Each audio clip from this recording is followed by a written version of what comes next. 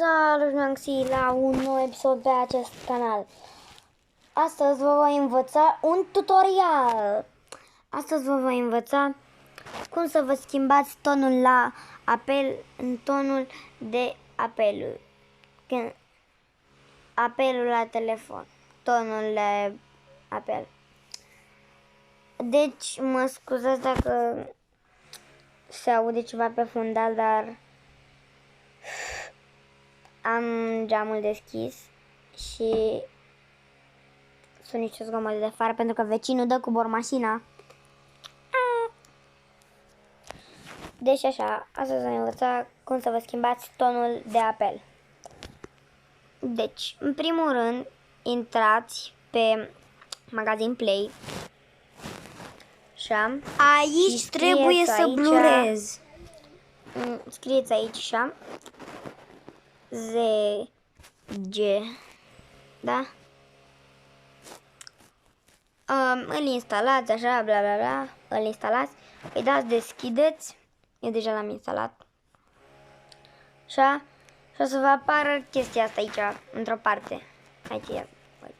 Așa. Aici o să vă apară chestia asta într-o parte.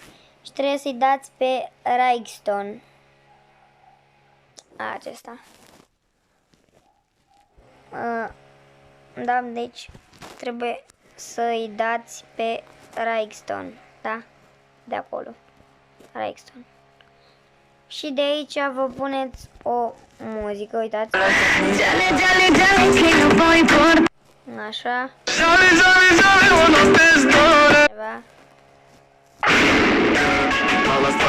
Așa, eu am să-mi pun. Așa. Vă duceți aici, apăsați pe melodie și dați pe butonul ăsta alb de aici. Da?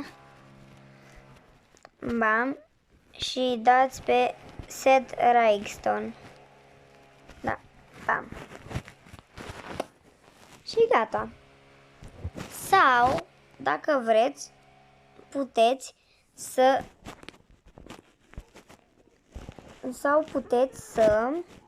vă personalizați o melodie când vă sună altcineva, adică așa.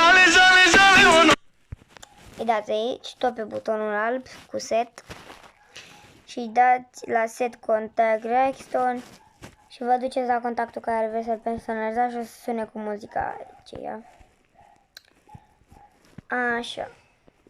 Acum sper că v-am ajutat. Sper că v-am ajutat cu această chestie. Dacă v-am ajutat, nu uitați să dați un like și noi ne revedem data viitoare. Pa, pa!